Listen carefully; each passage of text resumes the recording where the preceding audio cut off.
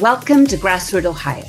Conversations with everyday people working on important issues here in Columbus and all around Ohio. I'm Carolyn Harding, and today I'm talking with Jolene Strieter, Transwoman, founder and CEO of the nonprofit advocacy organization TransHumanity. Jolene Strieter, she, her, hers, lady woman. Would you share your bio with our listeners? I would love to, Carolyn. Without further ado, here's a little bit about myself. Hello, friends and family. My name is Jolene Strieter. I was born into this world transgender. As far back as I can remember, I grew up with great inner turmoil between two worlds. On one side was the far-right evangelical church. Now, the other was my life quest journey of self-discovery to discover my true identity and all that I was led to believe and accept as truth. From my earliest memories, I recall feeling trapped inside the wrong body with the question that I was different than what society's predetermined black and white binary society had told me to be. And thus, this is a story of survival from far-right conservative upbringing and conversion therapy to at last breaking free to becoming truly who I was meant to be. I am transgender, and this is my story. Thank you so much, Jolene. We first met at the Ohio State House on January 24, 2024. The day the Ohio Senate voted to overrule Governor Mike DeWine's veto of HB 68, which, according to the Ohio Capitol Journal, blocks gender-affirming care for trans youth and prevents transgender athletes from playing women's sports. The bill prohibits transgender youth from starting hormone therapy and puberty blockers. And gender-affirming care is supported by every major medical organization in the United States. Jolene, why did you come to the State House that day? Well, a little bit about my background as well. I am literally heritage of one of our founding fathers. I was brought up when I was a young girl in my eyes, and according to the DSM-5 and according to medical definitions that still exist for transgender people, that we are who we are.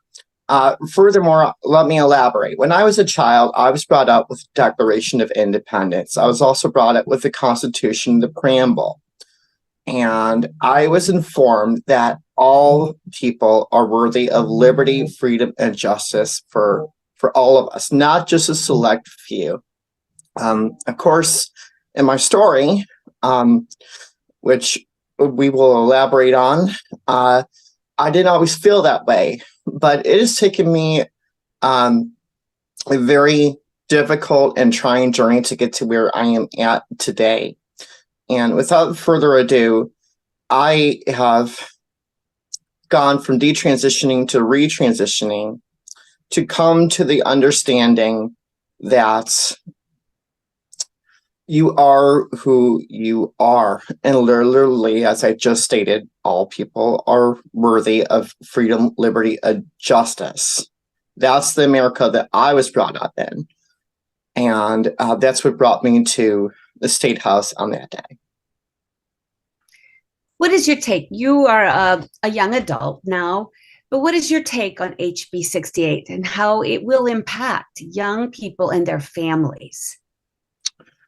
You know, Carolyn, it's interesting because I myself, like every transgender adult, was once a transgender youth, according to medical records and medical proof. It is actually stated that our brains, according to studies, have been shown that they are of the different gender than the natal gender that we were born with. So with that being stated, all transgender adults, if you look at it, were once transgender youth. And I myself, having a difficult upbringing myself, uh, was once a transgender youth as well. I personally believe that HB 68 and the revisement and the decision that the State House had made on that day is simply, in one word, diabolic. I do not believe that it will help the youth in any way, shape, or form and act accordingly to just conserve and focus on the youth. I feel that it is one step forward to erase the transgender population unjustly. And I am not the only one who feels that way. I do feel that in order to prohibit transgender youth from medical ability to transition and be their true selves, not only prohibits the freedom, liberty, and justice that America was founded upon, but it prohibits the very freedom of speech and of intuition for any individual that is looking to identify as transgender and does with medical and psychological support. Furthermore, I believe that not only is this law now unjust, but is a tyranny to the transgender population, because it goes without saying that the transgender youth are prohibited from being their true selves. It's one more motion forward towards the adults who are transgender, who are in every facet of society and every great industry known to mankind today. So simply put, I think it's a very negative turn in the wrong direction. Jolene, your life story is complex for someone in their early 30s. Can you talk a bit about your evangelical upbringing, or your upbringing that kind of created the conflict that you grew up with to being who you are? Absolutely. Well, I think it goes without saying that not every trans person is born into an accepting family. I know for myself, I certainly wasn't. I was brought up in a military, far-right, conservative evangelical family. And I was taught from an early age that boys do boy things and girls do girl things. And there is no gender spectrum. The gender, in fact, for all of us is binary, and therefore there is no mixing. But something in my mind and in my heart knew from a very early age that I was different. I remember my earliest memories, literally looking at my plumbing and asking my mother, why is this not like other girls?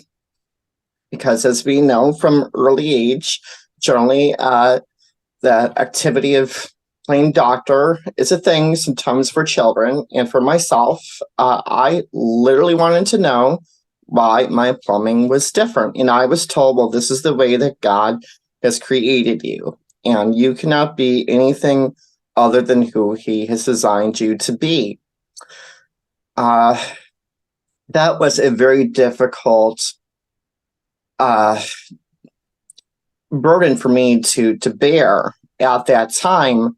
And I remember rebelling. I had cross-dressed my mother's clothing and put on her makeup, from the earliest memory that I can remember, and literally crossed, as I stated, between two separate worlds. One as living who they wanted me to be, and the other making the decision that I knew who I truly was to be. And so it was very difficult.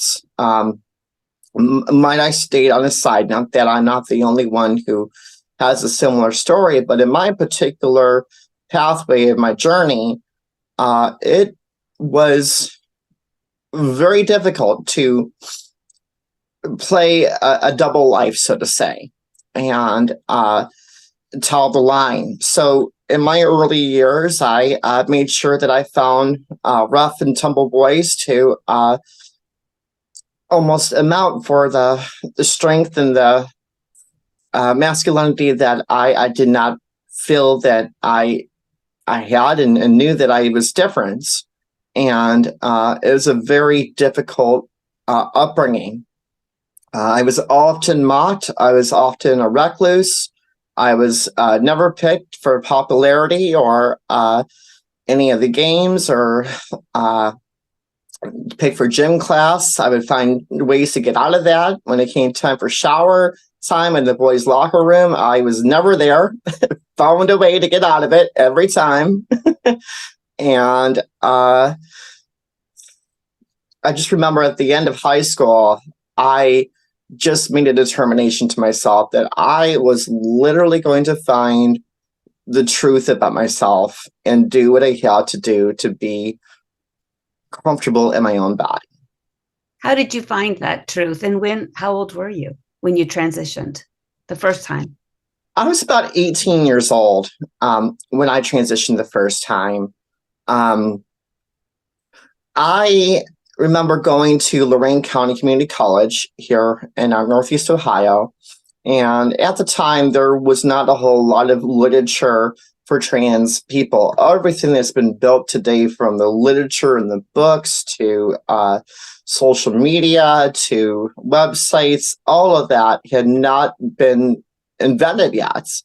And so there were two books that I had come across that really were profound to me. The first one was on Christine Jorgensen. For those who don't know who Christine Jorgensen is, she is one of the founding recognized trans ladies and one of the very first well-known renowned trans women for surgery. And when she had made her announcement and her change and declared it to the world, it revolutionized initially society in the 1940s and 50s. And it was life-changing initially. No one had ever thought of a GI to change their gender and to make such a bold announcement. But that information to me really inspired me in a great way. The other was on a tennis player known as Renee Richards.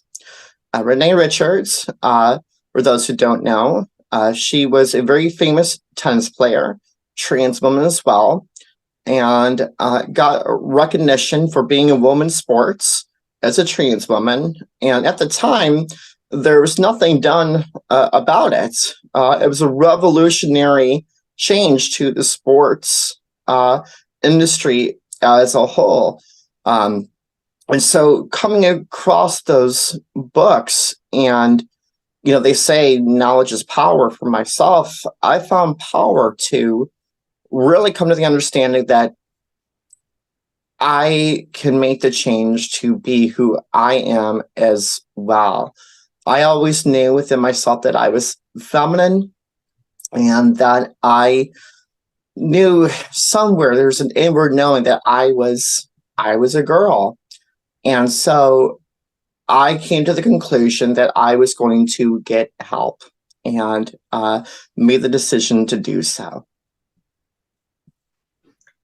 So you lived as a woman after you were 18.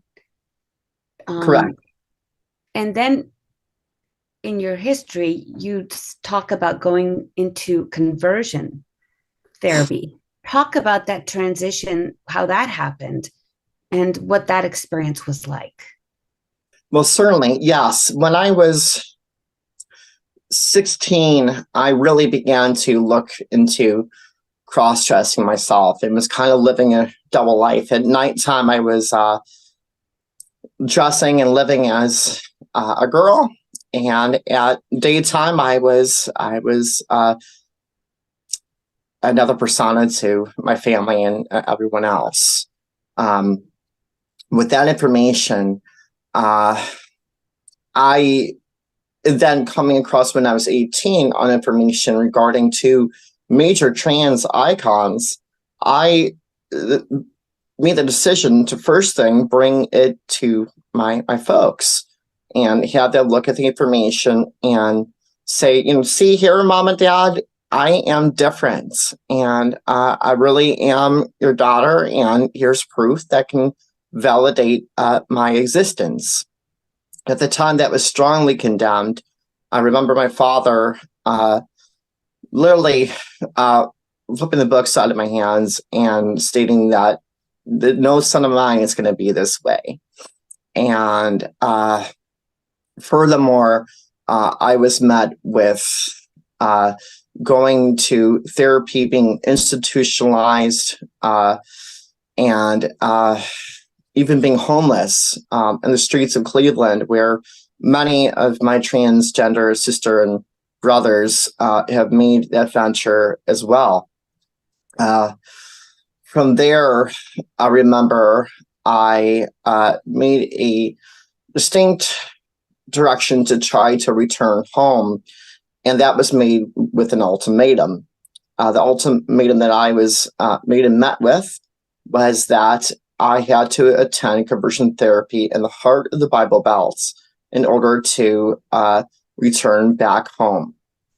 And so I made the only decision that I knew how to make at the time, and I stated, okay, well, I'll do what is necessary to oblige by my family and do what I need to do to live under the rules of the household and toe the line. And so I went to one of the most renowned conversion therapy centers at the time, known as Love in Action, which was an offshoot of Exodus International. For those who don't know, Exodus International was a major international conversion therapy institution. It was made by the far-right church, and it was made specifically so that those who identify as LGBTQ would no longer identify as LGBTQ, but who the church says that you are, and who the church decides to claim that you are. And so this consisted of weekly meetings in an AA group setting, acknowledging our wrongs and trying to admit our mistakes, that we are transgender and should not be, or LGBT, because there were people of every facet of the LGBTQIA community. And we need to admit our weaknesses to God, they would say, and exchange it for his strength to make it to be a different gender than who we knew ourselves to be, transgender or sexual orientation, and become straight-laced, cookie-cutter individuals who they claimed we should be. And so I was informed that this for myself would be about a month's length of time. I remember at the time thinking, okay, well, I could probably do a month length of time. I don't know how I'm going to do this, but this is the only way to get back home. I'm going to have to do what I'm going to have to do. And I chose to undergo this grueling process. At the time, it was actually turned out to be a 6-month process, half a year. And at the end of it, they cut my hair, and they gave me basically an equivalent of a bar mitzvah, a guy's stag party. And it was to symbolize that I was to be a guy and not the woman that I am today, and celebrate that. I remember my father coming to that event, and might I add, as a side note, I love my family and my birth family dearly. To this day, I still struggle with the sins of their past that they've inflicted upon me, but I hold no ill will. What I do hope and believe and pray for is a change. And I will maybe spend the rest of my life looking forward to that. However, in this capacity, see my father there and my mother, I felt valid as a persona that they wanted me to be. I remember I did not feel comfortable letting my femininity out of the box again for a little while after that process. But we came home from Bartlett, Tennessee, where Love in Action was located, to Cleveland. And for a time, that was that. We'll talk about what was the impetus to make you return to being who you really are, to transition back to Jolene. Well, when a trans person hides herself in a way that they state that they are their natal gender and that their transitional gender does not apply to them, we call that purging in the trans population. And there is more than one account of myself purging. I remember at this point, I had just turned 18, and I initially remembered what my father had stated. When I was 18, I could have the ability to walk out of the house, and I did. I'm losing your sound, Jolene. I can't hear you. Try that again. Uh-oh. Your sound is off. Is it back? It's back. Okay. Good, this can be added. All right. So I remember for myself returning back to my transition and finding a guy who I didn't even know at the time on a phone chat line, because at the time we did not have social media dating apps, and thought, well, this is my ticket out of here. I will take this opportunity and go and be myself. And for 5 years, I went and did just that. I found community through a local Cleveland group called Trans Family, and found peer support. Met some of my very first trans friends, and found out suddenly that I was not so alone in this world. There are others like me, and there are others who can share in the journey. And at the time, I thought it was wonderful. This whole extent for myself lasted about a decade, about 10 years, so 18 to about 29.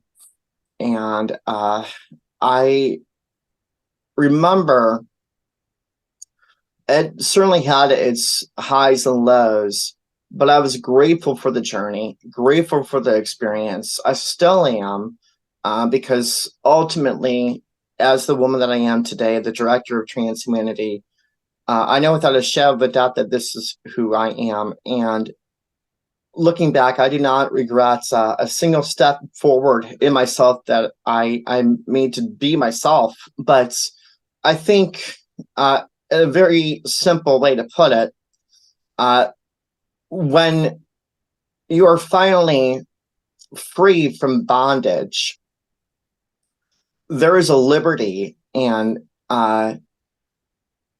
accepting your freedom. And for myself, that was the pathway that I took towards becoming who I am today.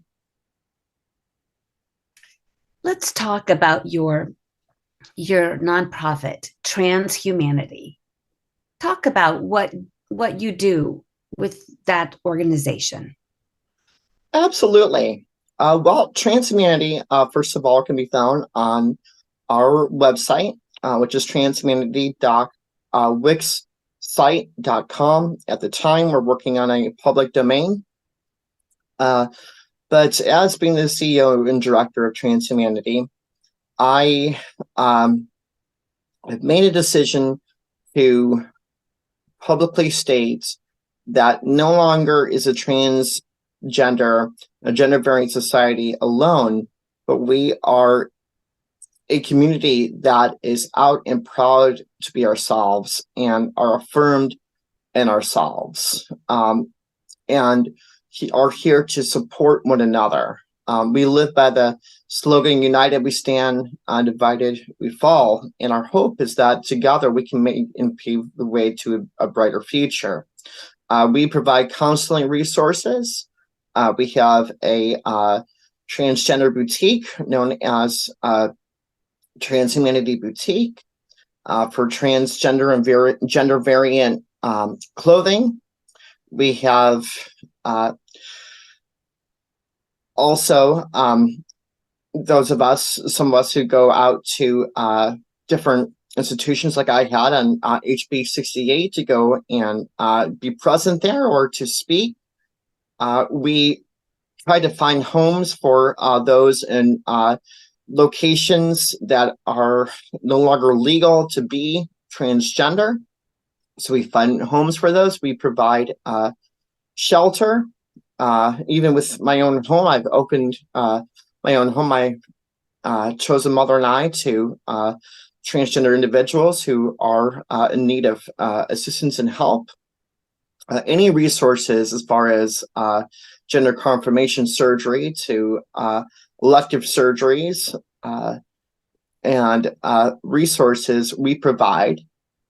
We also make sure on our website that the current events of the transgender population and gender variant people are recognized, and we make points to make that informed. One of the latest things that we're doing as of TransHumanity, we've started a YouTube channel. We can be found on YouTube known as TransHumanity. Our campaign that we're working on right now is called Trans Voices Rising, and it is a real bare bones discussion like we're having right now of transgender individuals regarding true subject matter that applies to transgender and gender variant public. And we work on finding solutions to the issues of our population. One of the latest things that we have created as of late now has been a chat a chat group for each and every gender variant group that is out there. And I'm very pleased to announce that as well. So you're connecting people with resources and with each other. Our focus and our product, first and foremost, is community and unity within our populations. My aim is to make sure that we provide a source of community and a safe place for gender variant society. But we do offer resources, and we offer help with that. If you're looking for psychiatry, we have one of our psychiatrists from Los Angeles who has their own firm, who is a gender affirming transgender psychiatrist themselves. We have another apprentice counselor who is up and coming as well. So we have now two counselors for therapy and gender affirming care. And any additional resources that are needed, we provide that. But we really want to make our focus on bridging the gap with unity as our front and focus. Thank you so much, Jolene Strieter. This has been a great conversation. We appreciate it so much. It's been an honor and privilege to be here. Thank you for having me. You've been listening to Grassroot Ohio radio podcast with Jolene Strieter, trans woman, founder and CEO of the nonprofit advocacy organization TransHumanity. In addition to our Friday 5 p.m. broadcast on WGRN, Grassroot Ohio also airs on Sundays at 2 p.m. on WCRS-FM. You can find us on SoundCloud, Apple Podcast, Spotify, YouTube, Facebook, and Instagram. Thanks for joining us.